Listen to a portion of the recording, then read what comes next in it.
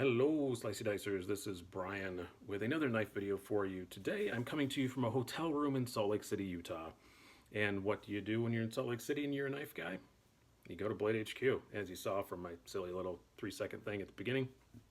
I was here for business and had an extra day. What are you going to do? You got to go to BladeHQ, right? You got to.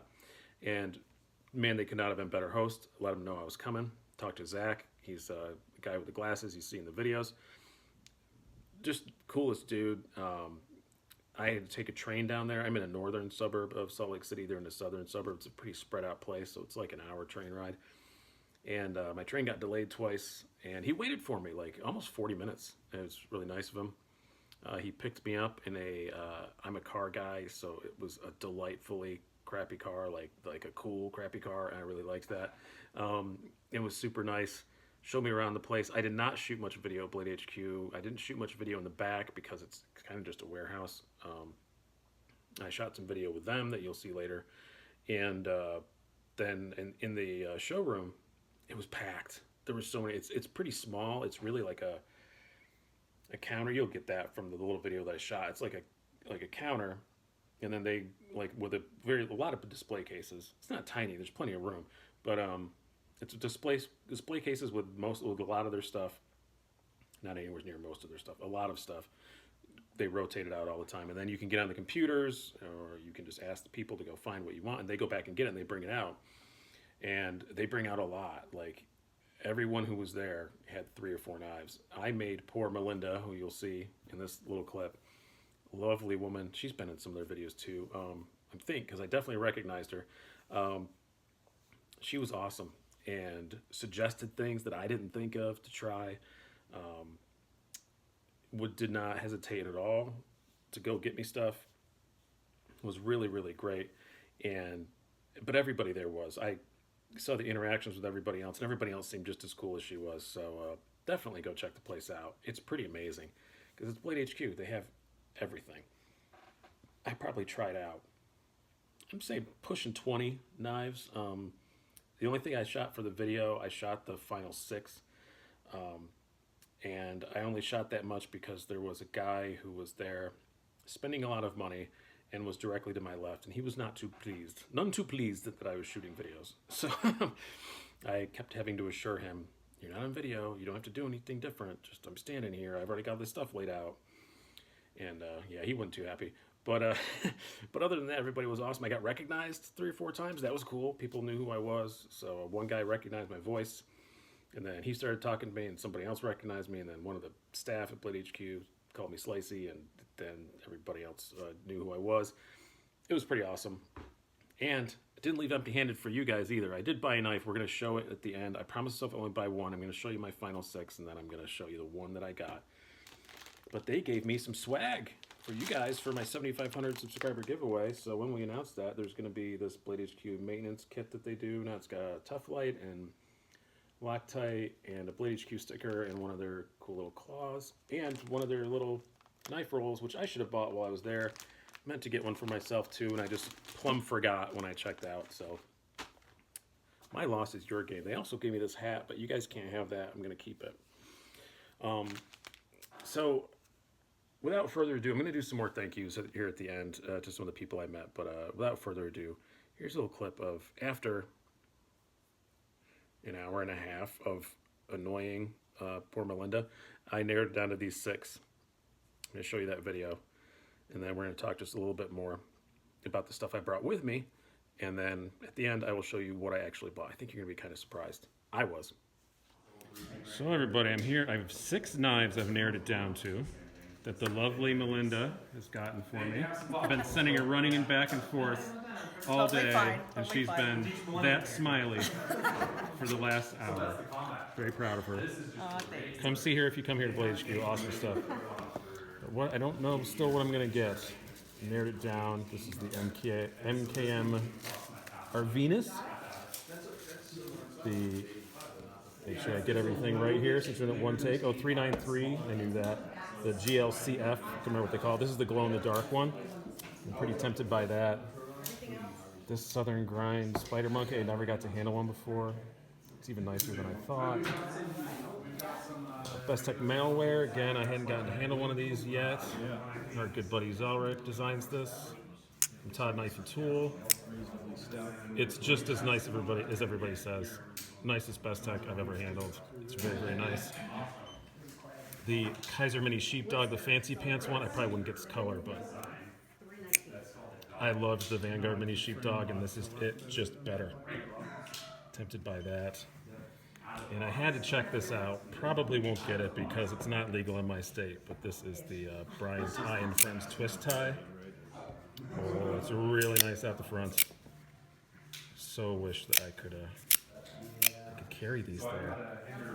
But alas, I cannot. So that one's probably out. But the rest of them, I don't know. Keep watching, and when I get back to the hotel, you're going to see what I got, and I'll do a quick little first impressions of it. See you later.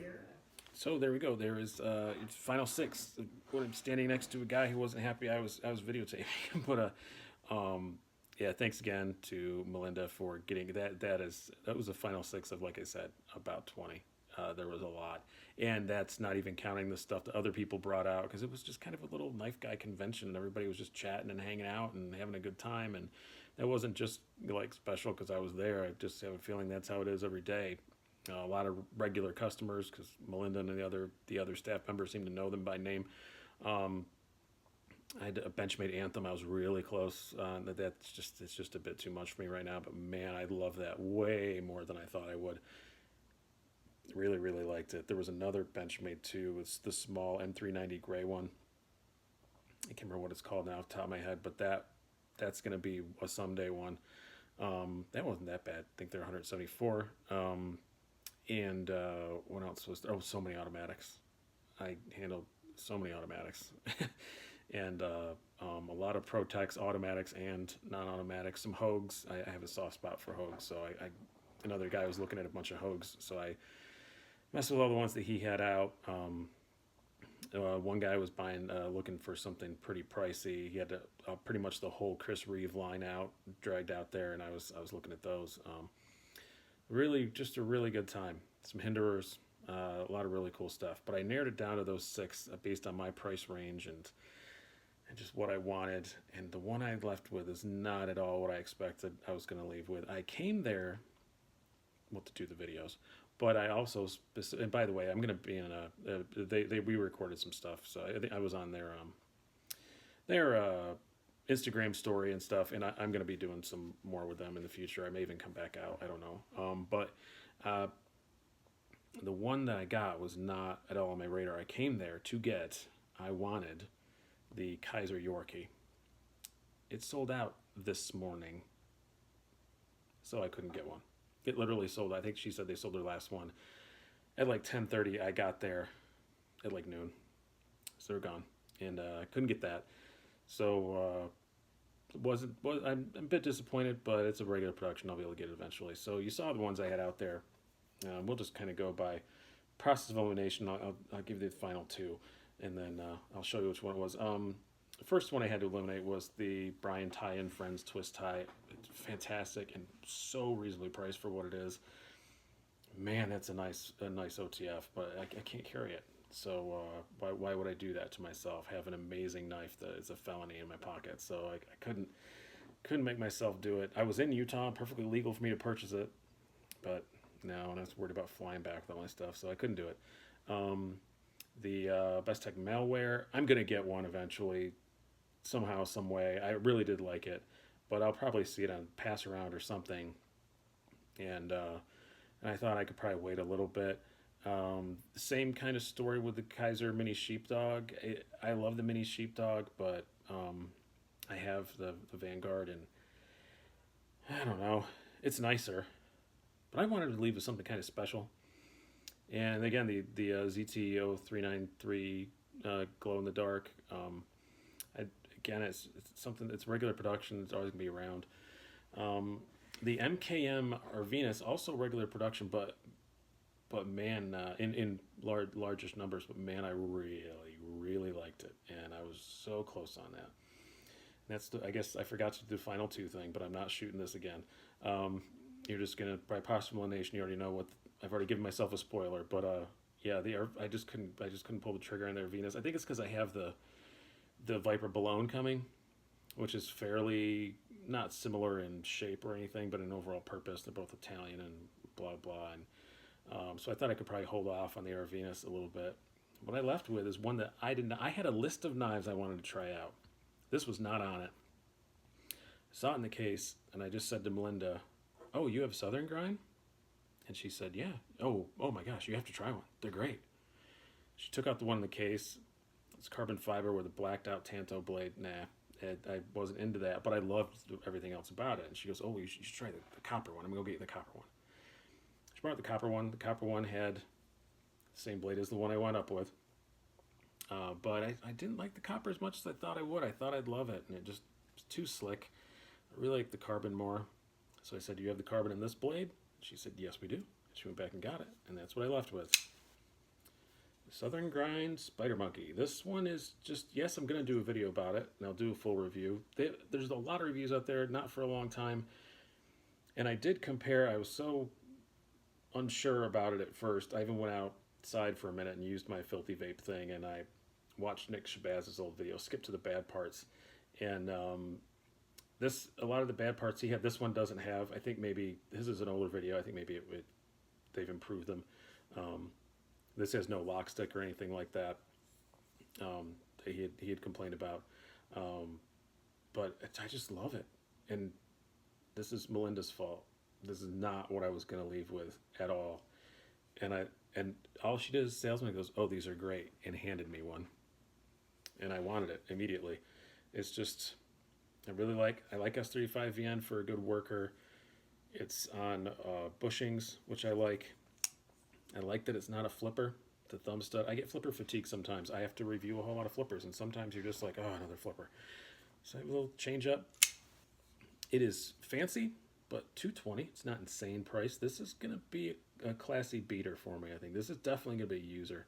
This is what I'm going to use a lot because it's meant for it. It's a good, very sturdily, well-built knife, but it's still not heavy. 3.2-inch blade, it's just about perfect size for what I like to just carry around. I like to carry a bigger knife if I really know that I'm going to be doing something.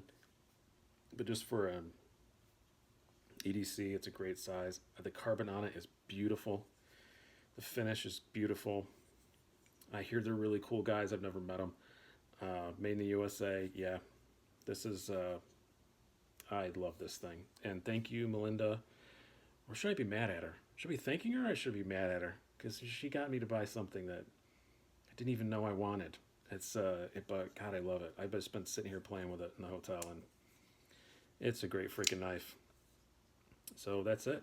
That's what I got. Thanks again to everybody. Oh, one last person I forgot to thank. Thank you, Andrew. He writes all the content for BladeHQ on their website, and he drove me. Was just supposed to drive me back to the train station, but he actually he was getting off work, and he lived in Salt Lake City, which was halfway between, which is nice. So I had to take a much shorter train ride. I very much appreciate it. Drove me all the way to Salt Lake. We had a lovely conversation. Nice dude. And thank you again to BladeHQ. I hope we can do something again in the future. Like I said, I'm kind of almost thinking about coming back out sometime. It was almost worth it to actually sit down and record something. They have a lovely studio, by the way. If you look at my Instagram, I took a silly photo in their studio. They turned all the lights on and stuff for me. We were going to try and record something, but the timing just wasn't going to work out for Zach. So, but I really want to do that. So maybe you'll see me on one of their knife banner shows or something like that sometime. I hope you guys have enjoyed this. I know it's a bit rambly, but I hope it's good content. I've been Brian. I'm going to eat some food and go to sleep. I got to get on a plane tomorrow. So I hope you guys have enjoyed this. Have a good one.